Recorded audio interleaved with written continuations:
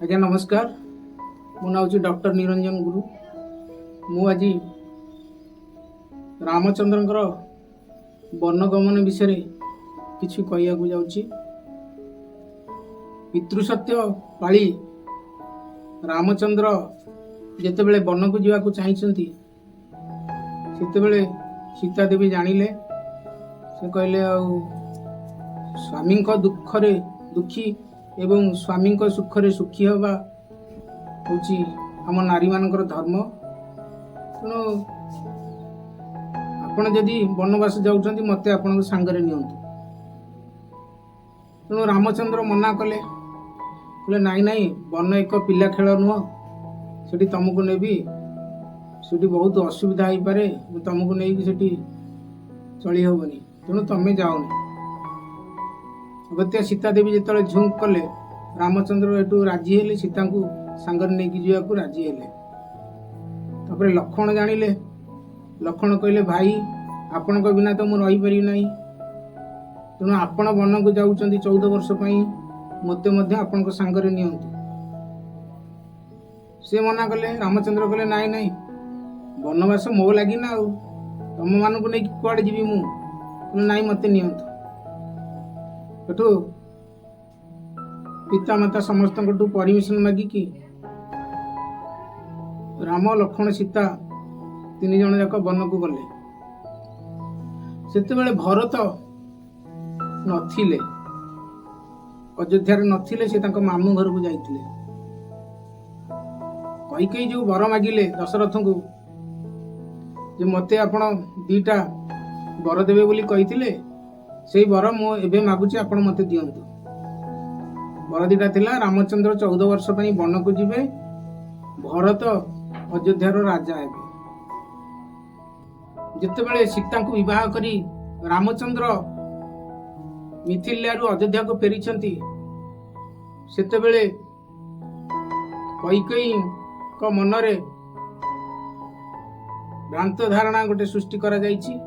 से भ्रांत धारणा जोगु कैकेयी महाराजा दशरथ को मने पकई देइछन्ती मते आपण 2टा वर देबा को कहिथिले से वर एबे मु चाहूछि।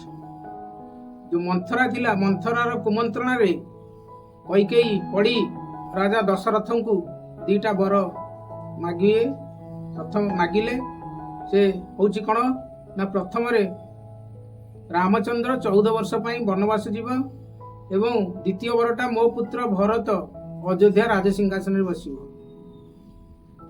एक कथा सुनी दशरथ मनरे गभीर दुख आसिला। कौशल्या सुमित्रा एवं अन्यान्य राजपरिषद वर्ग बहुत दुखरे म्रियमाण हेले। तथापि पितांक सत्य रक्षा पाई रामचंद्र वनवास को जीवाकू स्थिर कले। सानमा वर मागिचंती बापा को तेणु सानमा तो कथा रहू मु 14 वर्ष वन को जीवी एवं मो सान भाई भरत एटी राजा हे। से चलिले रामचंद्र को वनवास जीवा दुखरे म्रियमाण होई राजा दशरथ माता कौशल्या माता सुमित्रा एवं अन्यान्य राजपरिषद वर्ग समस्ते दुखाकुल शोकाकुल। तेणु जहाँ भी हो रामचंद्र सीता एवं लक्ष्मण वनवास को चलिले। से माने जाई बहुत बाट जीवा परे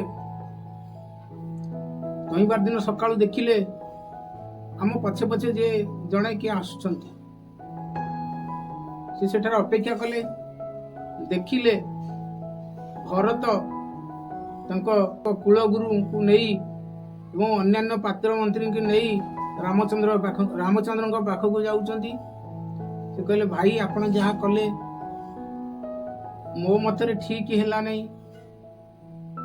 आपण मते आपण तो राजा हवा कथा आपण मते कोन राजा करे कि आपण पळि आसिले मु सेथिरे एकमत नुहे। आपण को राज्य आपण बड़ पुओ राजा हवा युक्तियुक्त तेणु आपण फेरी चलंतु। तेणु भरत कथार रामचंद्र फेरिले नहीं कहले मु पिता को वचन देइछि 14 वर्ष मु वनवास जीवी बोली तेणु मु आसीछि ଏବଂ ମୁଁ ବନବାସ ଯାଉଛି, ତୁମେ ଯାଅ, ତୁମେ ଅଯୋଧ୍ୟା ରାଜ କାର୍ଯ୍ୟ କରୁଥାଅ, ମୁଁ 14 ବର୍ଷରେ ଫେରିଲେ ତୁମଠୁ ମୋ ରାଜ୍ୟ କାର୍ଯ୍ୟ ଗ୍ରହଣ କରିବି। ତାହେଲେ ଭାଇ, ମୁଁ ତ ରାଜସିଂହାସନରେ ବସିବି ନାହିଁ, ଆପଣଙ୍କ ପାଦର ପାଦୁକା ଦିଟା ଦିଅନ୍ତୁ, ମୁଁ ନେଇ ଏ ସିଂହାସନ ଉପରେ ବସେଇକି ତା ତଳେ ବସି ମୁଁ ଆପଣଙ୍କର ରାଜ୍ୟ ଚଳେଇବି।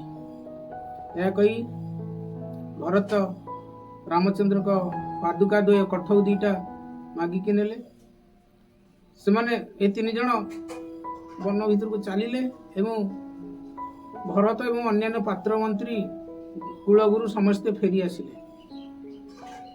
ସେମାନେ ଯାଇ ଦଣ୍ଡକାରଣ୍ୟ ପଞ୍ଚବଟୀ ବନ ଭିତରେ ଗୋଟେ ଜାଗା ଠିକ୍ କଲେ, ଏଠି ଆମେ ରହିବା। ପାଖରେ ଗୋଟେ ଛୋଟ ନଦୀ ବା ଝରଣା ବହି ଯାଉଛି, ପାଖରେ ଜଙ୍ଗଲ ଅଛି, ଶୁଷ୍କ କାଷ୍ଠ ଏବଂ ଫଳମୂଳ ମିଳିପାରିବ। ସେଠିକାର ଶୋଭା ନୈସର୍ଗିକ ପ୍ରାକୃତିକ ଶୋଭା ଅତ୍ୟନ୍ତ ମନୋରମ। ତେଣୁ ସେ ଜାଗାରେ ସେମାନେ ଗୋଟେ କୁଟୀର ନିର୍ମାଣ କରି ରହିଲେ। ଏମିତି କିଛି ଦିନ ଗଲା ପରେ ଦିନେ ରାବଣ, କୁମ୍ଭକର୍ଣ୍ଣ, ବିଭୀଷଣଙ୍କ ଭଉଣୀ ଶୂର୍ପଣଖା ସେଇ ଆକାଶ ମାର୍ଗରେ ଉଡ଼ିକି ଯାଉଥିଲା। କହିଲା, ଆରେ ଆରେ ଏ ପଞ୍ଚବଟୀ ବନ ଦଣ୍ଡକାରଣ୍ୟ ଭିତରେ ଗୋଟେ କୁଟୀର କରିକି ରହିଲେଣି। ତେଣୁ ଆକାଶ ମାର୍ଗରେ ସେ ରହି ଦେଖିଲା, କିଛି ସମୟ ଅନୁକ୍ଷଣ କଲା ଯେ ସେଥିରେ କୁଟୀର ଭିତରେ 2 ଜଣ ପୁରୁଷ ଆଉ ଜଣେ ନାରୀ ରହୁଛନ୍ତି। କିଛି ସମୟ ଯିବା ପରେ ସେ ପୁରୁଷ ଜଣେ ଜଙ୍ଗଲ ଭିତରକୁ ଗଲେ ଏବଂ ଜଣେ ନାରୀ ଜଣେ ପୁରୁଷ ସେଠି ରହିଲେ। ସେଇ ମୌକାରେ ଶୂର୍ପଣଖା ନିଜର ରୂପ ବଦଳାଇ ସେଠି ଆସିଲେ ସେ କୁଟୀର ଭିତରକୁ। କିଏ ସେ ଆସିଲେ ବୋଲି ରାମଚନ୍ଦ୍ର ଧ୍ୟାନମଗ୍ନ ରହିଲେ। ଇଏ କିଏ ଆସୁଛନ୍ତି ଆମ କୁଟୀର ଭିତରକୁ, ଜାଣିବାଟା ପ୍ରଥମେ ନିତ୍ୟାନ୍ତ ଦରକାର। ତେଣୁ ସେ ଦେଖିଲେ ଏ ଜଣେ ଅସୁରୁଣୀ ଏ ଉପରେ ଯାଉଥିଲା, ଆକାଶ ମାର୍ଗରେ ଯାଉଥିଲା, ହଠାତ୍ ତା ମନ ପରିବର୍ତ୍ତନ କରିକି ଏ ଭିତରକୁ ଆସିଛି। ତାଙ୍କ ନାଁ ଶୂର୍ପଣଖା। ଶୂର୍ପଣଖା ଯାଇ କହିଲା, ଆରେ ଏଠି ଘୋର ଅରଣ୍ୟ ଭିତରେ ତମେ କଣ ଏଠି ରହିଛ? କୁଟୀର କରି ରହିଛ, କାହିଁକି ଏଠି ରହିଛ? ତୁମେ ବସତି ଭିତରେ ରହୁନ, ଜନବସତି ଭିତରେ? ନାଇଁ, ଆମେ ବନକୁ ଆସିଛୁ, ବନରେ ରହିବୁ। ଶୂର୍ପଣଖା କହିଲା, ମୁଁ ତୁମ ରୂପରେ ମୁଗ୍ଧ ହେଇଛି, ମୁଁ ତୁମକୁ ବିବାହ କରିବାକୁ ଚାହୁଁଛି, ତୁମେ ମୋତେ ତୁମର ନିଜର ସ୍ତ୍ରୀ କରିକି ରଖ। ରାମଚନ୍ଦ୍ରଙ୍କ ପାଟିରୁ ଆଉ ବଚନ ସ୍ଫୁରିଲା ନାହିଁ। ସେ କହିଲେ, କଣ ହେଲା? ମୁଁ ବିବାହିତ। ଏଠି ଦେଖ, କୁଟୀର ଦୁଆରେ ଅଛନ୍ତି ମୋ ସ୍ତ୍ରୀ, ଆଉ ତାଙ୍କୁ ମୁଁ ବିବାହ କରିଛି। ମୁଁ ବି 1 ପତ୍ନୀ ବ୍ରତ ରଖିଛି। ମୋ ପତ୍ନୀଙ୍କ ଛଡ଼ା ମୁଁ ଆଉ କାହାକୁ ଗ୍ରହଣ କରିବି ନାହିଁ। ତେଣୁ ମୋତେ ତମେ ଯୋଉ ପ୍ରସ୍ତାବ ଦଉଛ, ମୋ ପାଖରେ ତାର କିଛି ମୂଲ୍ୟ ନାହିଁ, କାହିଁକି ନା ମୁଁ ବିବାହ କରିବି ନାହିଁ। ଏହା ଶୁଣି ଶୂର୍ପଣଖା ହତୋତ୍ସାହିତ ହେଇଗଲା। ଏତିକି ବେଳେ ଦେଖିଲା ବନ ଭିତରୁ ଆଉ ଜଣେ ପୁରୁଷ କିଛି ଶୁଖିଲା କାଠ ଫଳମୂଳ ଧରି ଆସି ସେ କୁଟୀର ଦ୍ୱାର ରଖିଲେ ଏବଂ ସେଇଠିକି ଆସିଲେ। ସେ କହିଲେ, ଶୂର୍ପଣଖା କହିଲା, ଆଚ୍ଛା, ତମେ ତ ନିଜେ 1 ପତ୍ନୀ ବ୍ରତ ଆରମ୍ଭ କରିଛ, ଆଉ ଇଏ ଯୋଉ ପୁରୁଷ ଜଣ ଆସୁଛନ୍ତି ଇଏ କିଏ? ନା, ଇଏ ମୋର ସାନ ଭାଇ। କହିଲା, ଇଏ ତ ମୋତେ ବିବାହ କଲେ ବି ଚଳିବ, ଆପଣ ଭିତରୁ କିଏ ଜଣେ ବିବାହ କଲେ ଚଳିବ। ଆପଣ 2 ଜଣ ଯାକ ରୂପରେ ବହୁତ ସୁନ୍ଦର।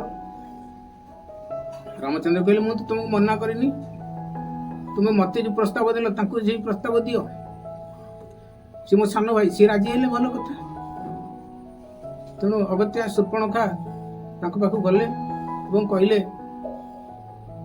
ମୁଁ ତୁମକୁ ବିବାହ କରିବାକୁ ଚାହୁଁଛି, ଆଉ ତୁମେ ମୋତେ ସ୍ତ୍ରୀ କରିକି ନିଅ। ଲକ୍ଷ୍ମଣ କହିଲେ, ନାଇଁ, ସେ କଥା ମୁଁ କରିପାରିବିନି, କାହିଁକି ନା ମୋ ଭାଇ ଭାଉଜଙ୍କ ସାଙ୍ଗରେ ମୁଁ ଆସିଛି ବନସ୍ଥକୁ। ବନ ମଧ୍ୟରେ ମୁଁ ତାଙ୍କ ସାଥିରେ ରହୁଛି, ମୋ ସ୍ତ୍ରୀ ମଧ୍ୟ ଅଯୋଧ୍ୟାରେ ଅଛନ୍ତି, ମୁଁ ତାଙ୍କୁ ଛାଡ଼ିକି ଆସିଛି, ମୁଁ ବିବାହିତ। ମୁଁ ବି 1 ପତ୍ନୀ ବ୍ରତ ଧର୍ମ ଆଚରଣ କରୁଛି, ତେଣୁ ମୋର ଆଉ ବିବାହ କରିବାର ନାହିଁ। ଏକଥା ଶୁଣି ଶୂର୍ପଣଖା ଆହୁରି ହତୋତ୍ସାହିତ ହେଇ ପଡ଼ିଲା। ସେ ପୁଣି ରାମଚନ୍ଦ୍ରଙ୍କ ପାଖକୁ ଗଲା। ରାମଚନ୍ଦ୍ର ଗୋଟେ ଚିଠାକୁ ଲେଖିଦେଲେ, ପତ୍ରରେ ଧନୁମୁନରେ ଲେଖିଦେଲେ ଯେ ବାବୁ ନାକସିରି ଦାନ ଯୋଗ୍ୟ ଯୋଷାକୁ ବିହର କାନନ କର ଆଲିଙ୍ଗନକୁ ନେଇକି ଲକ୍ଷ୍ମଣଙ୍କୁ ଦିଅ।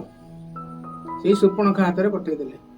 ଶୂର୍ପଣଖା ଦେଖିଲା ଲେଖା ହେଇଛି ବାବୁ ନାକସିରି ଦାନ ଯୋଗ୍ୟ ଯୋଷାକୁ ବିହର କାନନ କର ଆଲିଙ୍ଗନକୁ।